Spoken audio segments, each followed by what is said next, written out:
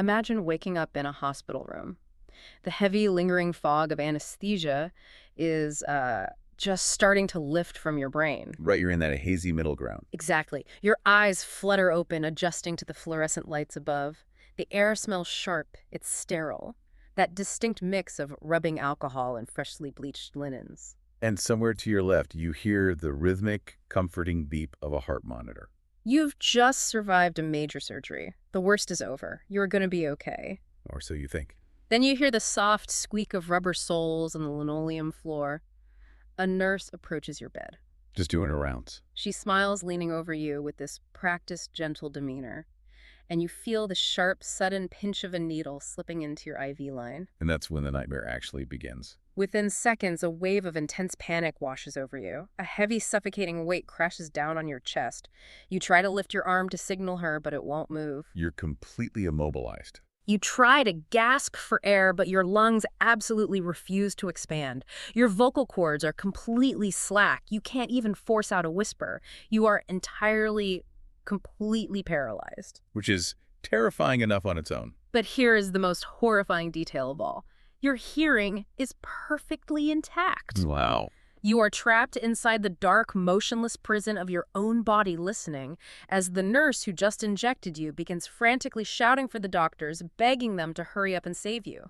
It is the absolute pinnacle of vulnerability. You are lying there completely surrendered to the staff and the institution, trusting that the fluid dripping into your veins is medicine. Right. To be fully conscious, experiencing the biological terror of suffocation while surrounded by life-saving equipment.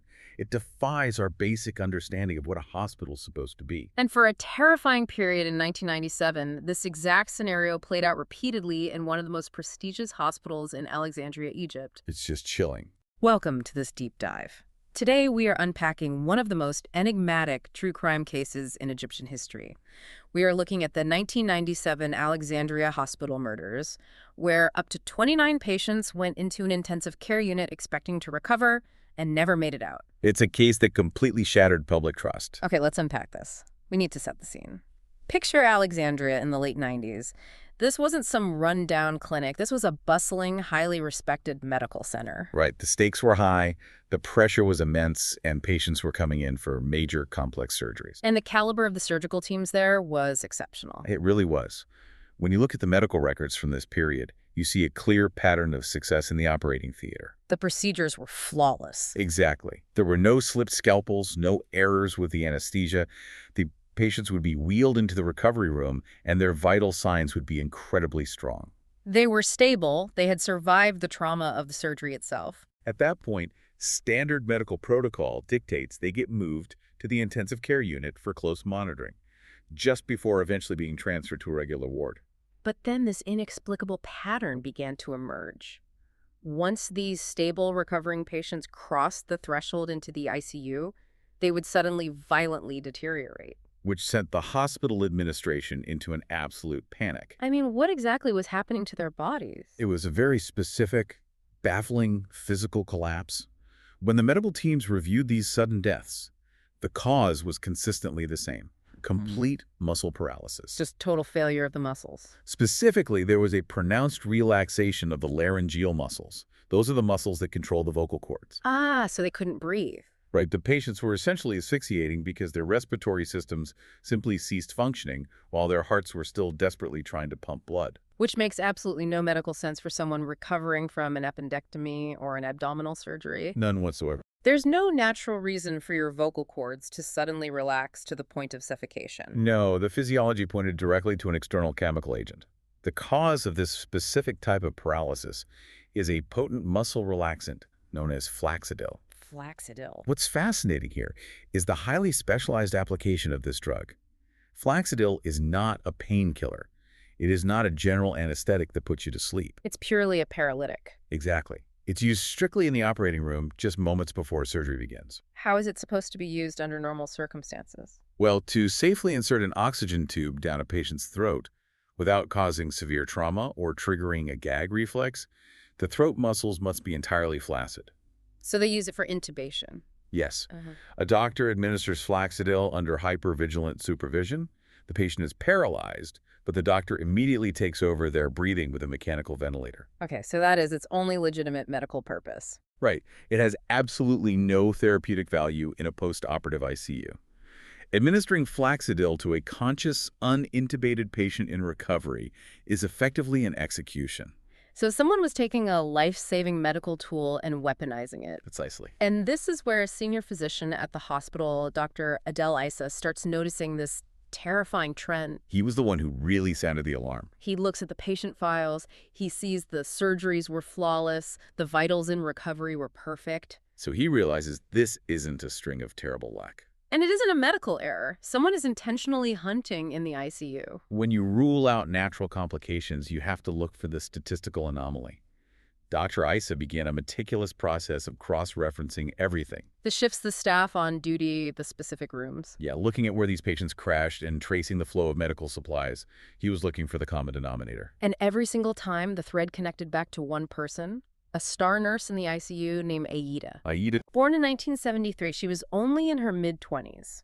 And she wasn't just any nurse. She was known for her absolute excellence. Which is the wildest part of this. Yeah. Because she was so skilled, she was assigned to the most critical wards. That is the most insidious part of this profile. Yeah, the perpetrator wasn't a disgruntled, negligent employee lurking in the shadows. It was the model caregiver. It completely shatters the implicit contract of trust we have with medical professionals. It really does. But at this stage, Dr. Issa only had suspicions based on schedules and access. He needed definitive proof. And the proof came in the form of an 11-year-old girl named Saba. The girl from our opening scene. Exactly. Saba had just gone through surgery. It was a success. She was wheeled into the ICU to recover. And then it happened again. The sudden paralysis. The agonizing inability to breathe. But this time, the doctors were close by. Thank goodness. They rushed in, they intervened immediately, and against all odds, they managed to resuscitate Saba. They brought her back from the brink. Saba's survival is the turning point of the entire investigation. Because as we established earlier, Flaxidil paralyzes the muscles, but it does not induce unconsciousness. Right, her mind was awake. And it does not affect the auditory or visual pathways. Saba was entirely lucid during the attack. And when she finally regained her ability to speak, she provided the eyewitness testimony the hospital desperately needed. She told the doctors exactly what happened. She said a nurse came to her bed and gave her an injection. Almost immediately, she lost control of her body and felt like she was suffocated. It's horrifying for an 11-year-old. Saba told them she lay there frozen, listening to the very same nurse screaming for the doctors to come save her. And when they asked Saba who the nurse was, she named Aida. The shockwaves this sent through the hospital administration were immense. An internal investigation was immediately launched. They brought Aida into a closed-door meeting. And they directly accused her of attempting to murder a child with the heavy implication that she was responsible for the string of previous fatalities. But Aida vehemently denies everything. Oh, absolutely. She acts completely outraged by the accusation. She leans heavily into her stellar reputation, telling the administration that if they don't trust her, she wants out. Yeah, she formally requests a transfer out of the intensive care unit to clear her name. It is a classic deflection tactic. By removing yourself from the scene of the crime, you attempt to establish an alibi and paint yourself as the victim of a witch hunt. And the hospital, likely desperate to avoid a massive public scandal, just complies. Aida is moved to a completely different lower-stakes department. You can imagine the collective sigh of relief from the hospital staff. The suspected threat is gone from the ICU. The patients should be safe. But then the unthinkable happens. The deaths didn't stop. Even with Aida completely removed from the intensive care unit working in a different ward entirely, the exact same paralyzed deaths continued. Wait, so if she was transferred to a completely different ward, how were patients in the ICU still dying? This is the moment the mystery shifts from a simple whodunit to a deeply disturbing locked room puzzle. It completely defied the logistics of the hospital. But while the administration was scrambling to understand how this phantom killer was striking, the secret breached the hospital walls. The media got hold of it. Young Saba, the survivor, is discharged. She ends up crossing paths with a journalist, and she tells him her horrifying story. And the journalist immediately recognizes the gravity of this. He publishes a massive expose. The article hits the streets of Alexandria, and absolute panic ensues. The public realizes there is a predator operating inside one of their largest medical sanctuaries. The pressure on the hospital and the authorities became insurmountable, and tragically, this media explosion coincided with another fatality. Right, an elderly patient named Abdelkader. He was admitted for surgery, the operation was successful, he was moved to the ICU, and just like the others, he died of sudden muscular asphyxiation. His family was notified, the body was released, and Abdelkader was buried. Dr. Issa had seen enough at this point. He bypassed the internal hospital politics entirely and filed an official police report directly accusing Nurse Aida of murder. But the police were skeptical at first. Yeah, they asked a very practical question. If these patients are already dead and buried, how can we possibly prove they were murdered with this specific drug?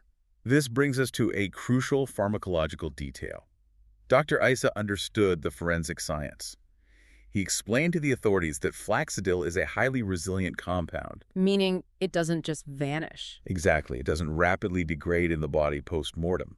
It actually remains detectable in human tissue for up to 45 days after the time of death. Wow, 45 days. So based on that window, the authorities order the exhumation of Abdelkader's body. They pull him up, and the medical examiner conducts a full autopsy. And the results are undeniable. The cause of death was asphyxiation due to muscle spasms, and the toxicology report confirmed the presence of the lethal drug Flaxidil. That autopsy transitioned the case from a medical mystery to a formal homicide investigation. The physical evidence opened the floodgates. Dozens of other families who had lost loved ones in that ICU under similar circumstances began coming forward. It was a cascade of grief and anger. Here's where it gets really interesting. Faced with the undeniable toxicology reports, Aida breaks. She confesses. She sits down in the interrogation room and confesses to the murders. But what drove her to do this? That's the biggest question. It wasn't financial gain, and it wasn't a twisted sense of mercy like you see with some medical serial killers. No, the psychological portrait that emerged from her confession is profoundly disturbing. Aida admitted that she had developed an intense consuming infatuation with one of the physicians on staff. A Dr. Hisham. Right, she desired his attention and proximity above all else. It's a twisted version of a firefighter starting a fire just so they can be the hero who puts it out. Except in this case, the building was a human being. She engineered a crisis. She would intentionally inject a patient with Flaxidil, wait for them to start suffocating, and then frantically page Dr. Hisham. This aligns with a dark variation of a hero complex or Munchausen by proxy in a medical setting. Just to get his attention. Her initial goal was simply to manufacture a life-or-death emergency that required Dr. Hisham's immediate presence. For those agonizing minutes while he was desperately trying to resuscitate the paralyzed patient, Aida got to stand right next to him. Handing him instruments, sharing that intense adrenaline rush. Exactly. But creating a crisis to be near a crush doesn't explain how she kept doing it after she was transferred. I mean, why didn't she stop? Because the motive mutated. What began as a means to an end evolved into a dark addiction. It became about the act itself. Aida confessed that eventually the proximity to the doctor became secondary. She began to experience a profound thrill, a deep psychological pleasure from the sheer act of wielding the power of life and death over these patients. The intoxication of that control compelled her to continue. Yes. Which finally explains the locked room mystery. When the police asked her how she managed to keep killing patients when she wasn't even allowed in the ICU, she revealed a terrifying logistical exploit. She utilized her knowledge of the hospital supply chain. Even though she wasn't allowed near the ICU patients, she still had access to the general supply rooms. And she confessed that she would take vials of Flaxidil and inject the lethal drug directly into the sealed IV bags and fluid pouches stored on the shelves. She would just spike the bags and leave them sitting there. A ticking time bomb. Later, an innocent, unsuspecting nurse from the ICU would come in, grab an IV bag, hook it up to a recovering patient, and unknowingly administer the fatal dose. Aida literally turned her own colleagues into unwitting executioners. The news of this confession and the sheer scale of the murders, up to 29 victims, just rocked the nation. I can't even imagine the public outcry. The public outrage was so intense that Aida actually attempted suicide while in police custody by throwing herself from a first-floor window. She survived the fall with minor injuries, but the situation was volatile. Because of the explosive nature of the case and the sheer panic it was causing across Egypt, the prosecution placed a strict gag order on the press. They had to control the narrative and prevent mass hysteria. So the trial commences. Based on the sheer weight of the forensic evidence, the exhumed body, and her own confession, the court hands down the ultimate punishment. Aida is sentenced to death for the premeditated murder of 29 people. To the public, it seemed like an open and shut case. A monster had been caught. But if we connect this to the bigger picture of legal strategy, We see how even the most solid-looking cases can possess hidden structural weaknesses. And enter the defense attorney, Amar Abu Haif. He looked at the prosecution's narrative and systematically dismantled it over a grueling 3-year appeal process. What was his strategy? Because from the outside, they had a confession and forensic proof. How do you fight that? You attack the credibility of the investigation itself, and you expose the concept of institutional self-preservation. Meaning the hospital covering its own tracks. Massive organizations will often sacrifice individuals to protect the system. Attorney Abu Haif uncovered that several of the individuals directly accusing Aida, including Dr. Adel Issa, had their own prior histories of being implicated in medical negligence cases within the hospital. Oh, wow. So he painted a picture where the hospital staff, terrified of being blamed for this massive spike in ICU deaths, needed a scapegoat to cover up their own systemic failures. Exactly. And why Aida? The defense pointed out a fascinating contradiction. Just before these accusations flew, the hospital had literally awarded Aida the title of ideal employee. Ideal employee. The defense brilliantly argued, does an administration award ideal employee to a psychopathic serial killer? Right.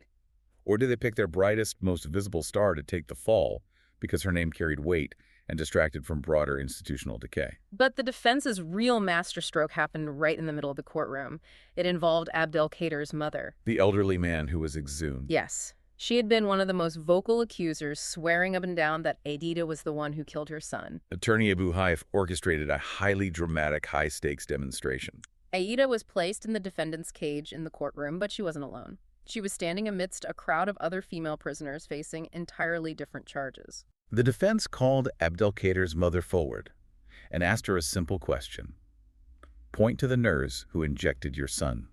The whole courtroom holds its breath. The mother looks at the cage. She scans the faces of all these women, and she can't do it. She completely fails to identify Aida. That moment just shattered her credibility as an eyewitness. It perfectly illustrates the fragility of human memory under severe trauma and media suggestion. The defense hammered the point home.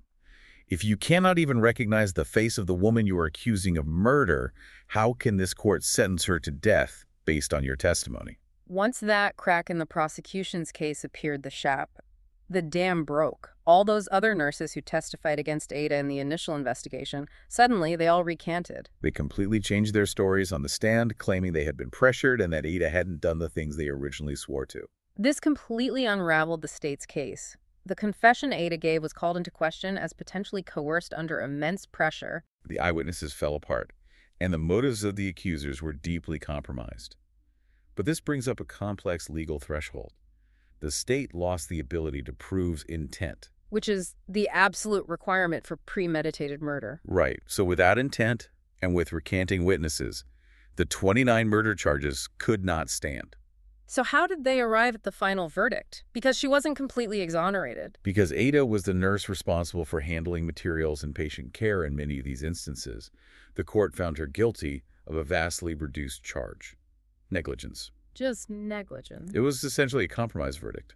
They couldn't prove she was a serial killer beyond a reasonable doubt, but they held her legally responsible for the catastrophic failures of care that occurred under her watch. So after 3 years of appeals and courtroom theatrics, her death sentence is completely overturned. She is sentenced to just 10 years in prison for negligence. And due to her demonstration of good behavior, she was released after serving just 7 years. So what does this all mean? The legacy of this case is absolutely bizarre.